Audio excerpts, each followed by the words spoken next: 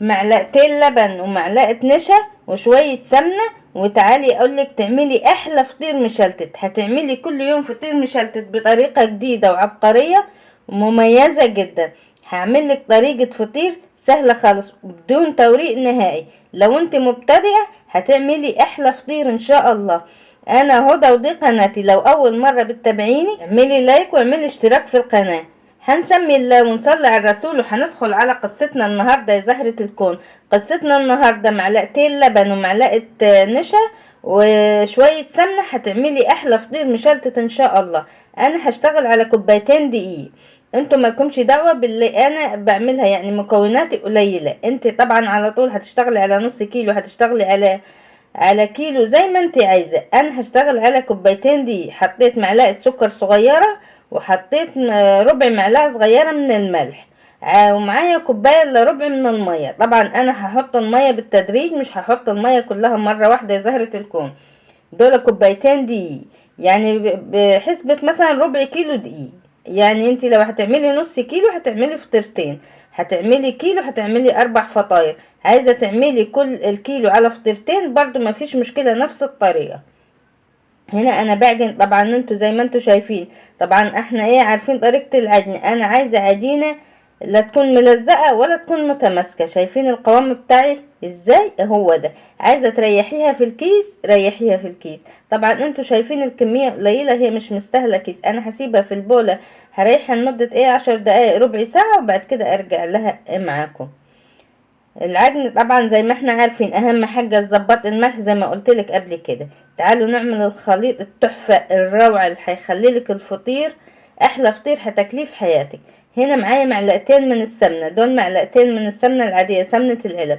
هنا دول معلقتين كبار من اللبن زي ما انت شايفة اهو قدامك. الحمد لله ما بعملش حاجة من وراكي.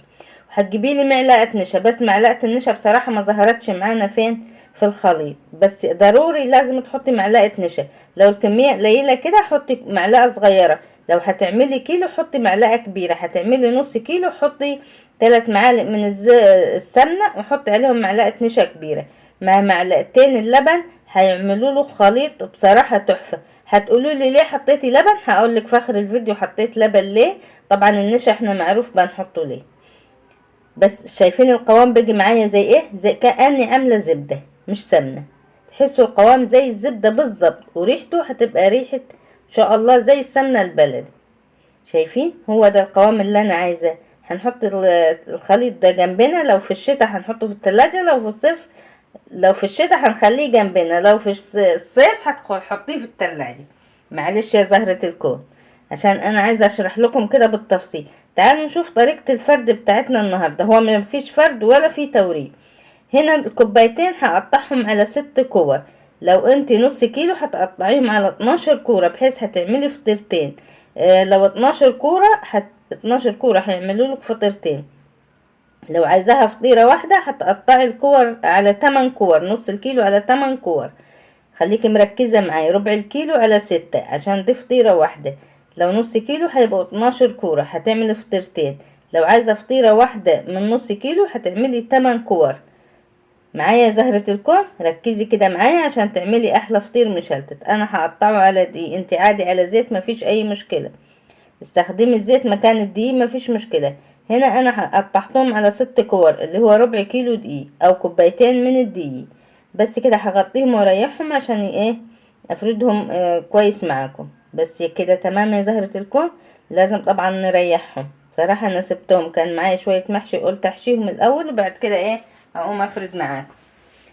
شايفين؟ بصوا بالدقيق بالزيت برضو مفيش مشكلة، بس انا بحب الدقيق اكتر بيورق لي الفطير كده. هنا هتفردي طبعا اهو بالفرادة.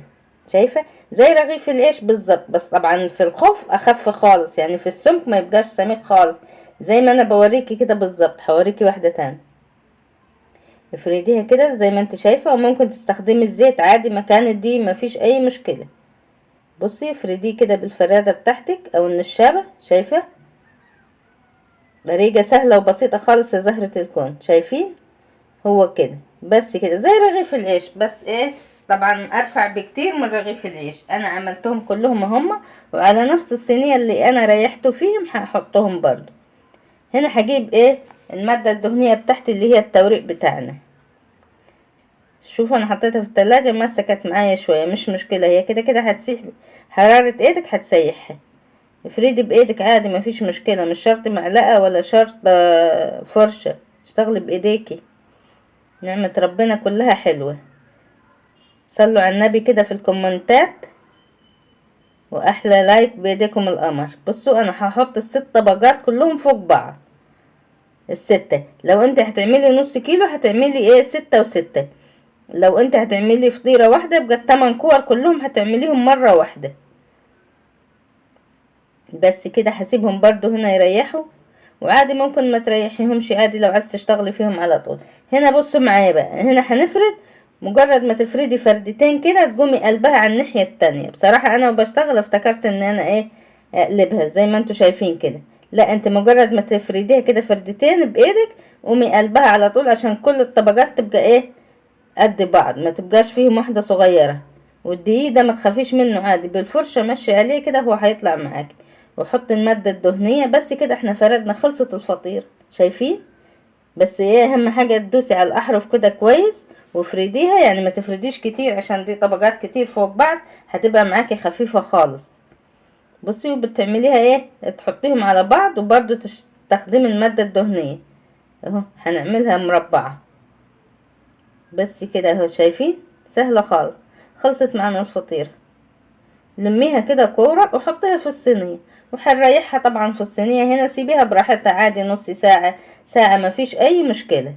بعد كده افرديها بايدك وايه، طبعا على مقاس الصينية دي، مقاس الصينية دي 30، يعني الربع كيلو عمل لي فطيرة مقاس 30. وهتشوفوا الفطيرة طالعة معايا ازاي يا زهرة الكون، تحفة تحفة تحفة تحفة.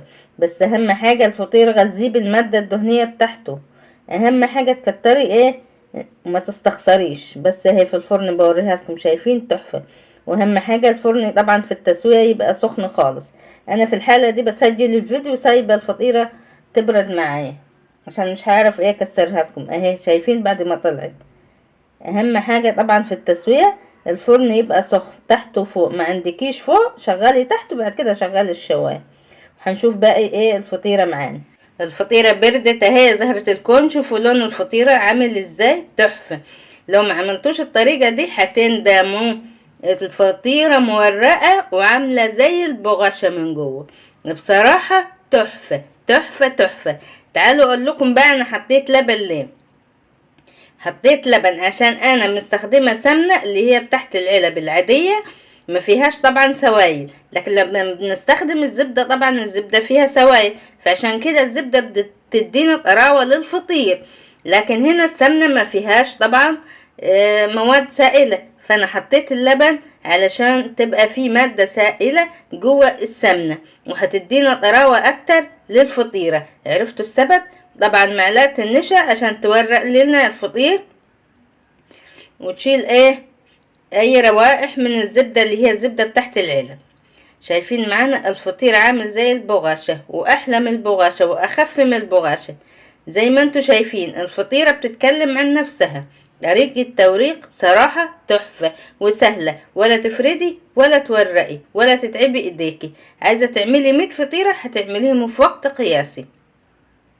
شايفين طبعا انا جبت طبق الجبنة جنبي بالمرة عشان افطر، مش هعمل لكم برضو وانا افطر برضو. ماشي يا زهرة الكون، يا رب تكونوا استفدتوا اي معلومة من الفيديو النهاردة، واشوفكم في فيديو قريب ان شاء الله، ومع السلامة. الطريقة بصراحة سهلة خالص وبسيطة خالص، ونشوفكم في فيديو قريب ان شاء الله.